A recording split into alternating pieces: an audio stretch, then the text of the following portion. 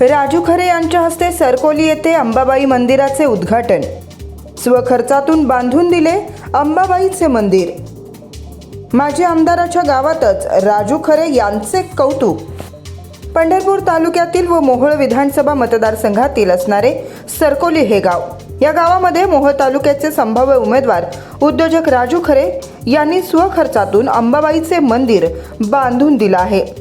त्याच मंदिराचा आज दिनांक 6/9/2024 रोजी भव्य लोकार्पण सोहळा संपन्न झाला।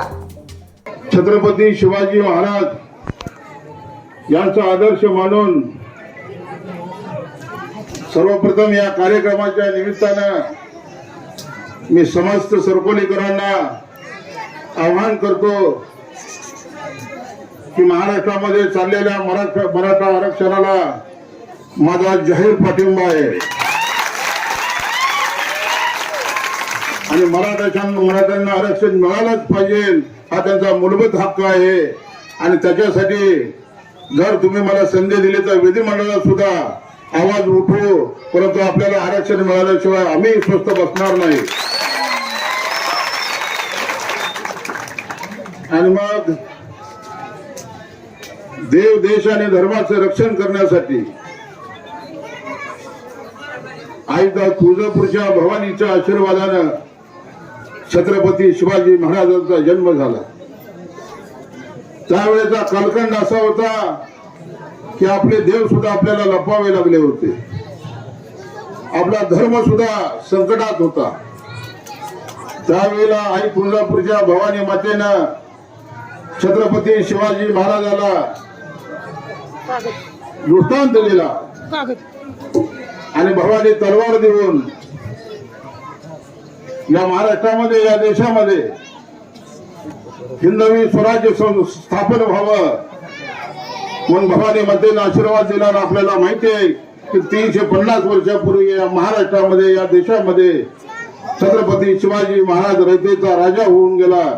आजही आपण महाराजांना नतमस्तक होऊन कारभार करतो, या म्हणणार नाही, परंतु आवर्जून आई भवानी मातेला मी कळकळीची मागणी करतो की दार उघड बाई, आता दार उघड। मोहोळ मतदारसंघामध्ये या 17 गावामध्ये रस्त्याची प्रचंड मोठ्या प्रमाणामध्ये गैरसोय झाली, पाण्याच्या बाबतीमध्ये गैरसोय झाली। 2009ला आपण बाहेरचा उमेदवार निवडून दिला, 2014ला आपण मुंबईतनं आपल्या उरावरती घेतकेन उमेदवार दिला, तोही निवडून दिला, आणि 2019ला इंदापूरवरनं पार्सल आणलं, तेही आपण निवडून दिलं। परंतु याची फार मोठी किंमत आपल्याला मोपावी लागली। आज ज्यावेळेला मोहोळ मतदारसंघामध्ये काम करतो तेव्हा अभिमान या गोष्टीचा। जे सरपंच सरकोलीचे पांडुरंग भोसले साहेब आपण म्हणाला की भारत नाना स्वतः खर्च करून काम करत होते, भारत नानाची दानत होती आणि दानत होती म्हणून पंढरपूरच्या जनतेने त्यांना जिवंत असेपर्यंत त्यांच्यावर अलोट प्रेम केलं। त्यांना 3 वेळेला महाराष्ट्राच्या विधानसभेत निवडून दिलं। नानांचे माझे अत्यंत जिव्हाळ्याचे संबंध होते, माझे पारिवारिक संबंध होते। आणि मी आज तुम्हाला सांगतो की ज्या वेळेला या मोहोळ मतदारसंघामध्ये काम करत असताना मागेल त्याला रस्ता, मागेल त्याला पाणी, मोहोळमध्ये 15 दिवस पिण्याचं पाणी नव्हतं। आणि नागनाथाची यात्रा आल्यानंतर ना मुलगी आईला फोन करून विचारत होती की आई, मी माझ्या नवऱ्याला, माझ्या लेकरा बाळाला घेऊन मोहोळच्या नागनाथाच्या यात्रेला येते। तर आईने उत्तर दिलं मुलीला की बाई तू काय येऊ नको, कारण इकडे 15 दिवस प्यायला पाणी नाही, आणि मग तुझ्या बरोबर असणारी तुझी पाहुणी रावळी, लेकरं बाळ, नवरा यांना मी कुठून पाणी आणून देऊ। इतकी भयानक अशी परिस्थिती।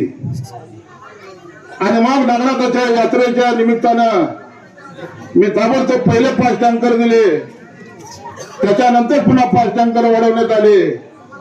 आणि मला ज्या वेळेला दुष्काळाची दहाता माझ्या लक्षात आली त्यावेळेला 24,000 लिटरचे पुन्हा 5 टँकर, असे 15 टँकर हा पंढरपूरचा सुपुत्र मोहोळच्या दुष्काळामध्ये लोकांना पाणी पाजण्याचं काम करत होता। ही दानत आमची आहे।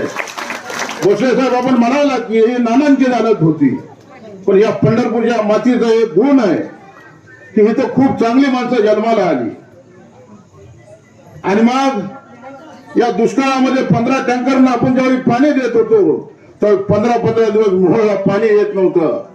त्यावेळेला युतीच्या तलावामध्ये 4 मोटरी लावून अनगरला पाणी नेण्यात येत होतं, कारखान्याला पाणी नेण्यात येत होतं. 500 एकर जमीन उसाखाली ओलिता खाली येत होती आणि दुसरीकडे मोहोळच्या जनतेला पिण्यासाठी पाणी नव्हतं. अशी भयानक अशी बिकट परिस्थिती. आणि मग मोहोळकरांचं सब रजिस्टर ऑफिस नेणं, मोहोळचं तहसील कचेरी नेणं, मोहोळची एक कार्यालय नेणं, पंढरपूरच्या 17 गावाची आम्हाला काही गरज नाही अशा पद्धतीची दादागिरी, दडपशाही, तानाशाही आज या मोहोळ मतदारसंघामध्ये आहे. आणि आज भवानीच्या साक्षीला ठेवून मी आज तुम्हाला कळकळीचं आव्हान करतो की पंढरपूरच्या 17 गावाची नैतिक जबाबदारी आहे की मोहोळच्या जनतेला दादागिरीतून, दडपशाहीतून आया बहिणी जर आपल्याला सुरक्षित मोहोळमधल्या ठेवायच्या असतील तर या अनगरची निजामी पाटीलकी आपल्याला संपवावी लागेल. आणि भवानी मातेला मी आज मागणं करतो की आई भवानी माते, जसा छत्रपती शिवाजी महाराजांना आशीर्वाद दिला तसा या पंढरपूरच्या सुपुत्राला आशीर्वाद दे. मागल त्या शेतकऱ्याला रस्ता देतोय, मागल त्या शेतकऱ्याला पाणी देतोय, आरोग्याविषयी कोण अडचणी घेऊन आले त्याला आरोग्यात मदत करतोय, शिक्षणाची कोण मागणी केली त्याला शिक्षणामध्ये मदत करतोय. येणाऱ्या प्रत्येक माणसाला मदतीचा हात देण्याचं काम भोसले साहेब या पंढरपूरच्या सुपुत्रानं मोहोळ मतदारसंघामध्ये केलं. आणि म्हणून मी पंढरपूरच्या 17 गावाला विनंती करतो की या 17 गावाच्या शिदोरीवरती आपल्याला मोहोळची उद्याची लढाई जिंकायची आहे. नानांना 22 गावांनी आणि पंढरपूर शहरानं मदत केलं. नाना मंगळवेढा पंढरपूरचे 3 वेळाला आमदार झाले. अशाच पद्धतीची मदत या 17 गावांनी उद्या या पंढरपूरचा सुपुत्र म्हणून राजू खरेच्या पाठीशी खंबीरपणे उभं राहावं असं मी कळकळीचं आव्हान आपल्याला करतो. कारण ही आपली नैतिक जबाबदारी आहे.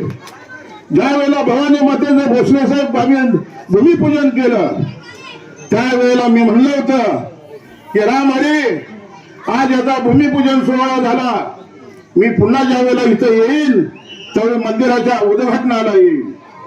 परंतु मला कामगार मेळाव्याच्या निमित्तानं मला यावं लागलं आणि मी तिथं आल्यानंतर मंदिराची त्यांना मी विचारपूस केली.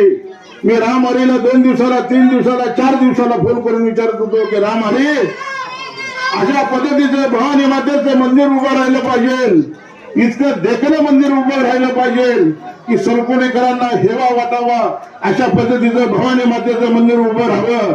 कारण या सरकोणीला भारत नावाच्या नावाने एक ओळख होती आणि आज राजू खरे हा पंढरपूरचा सुपुत्र म्हणून सरकोलीमध्ये एक भवानी मातेचं मंदिर बांधतोय.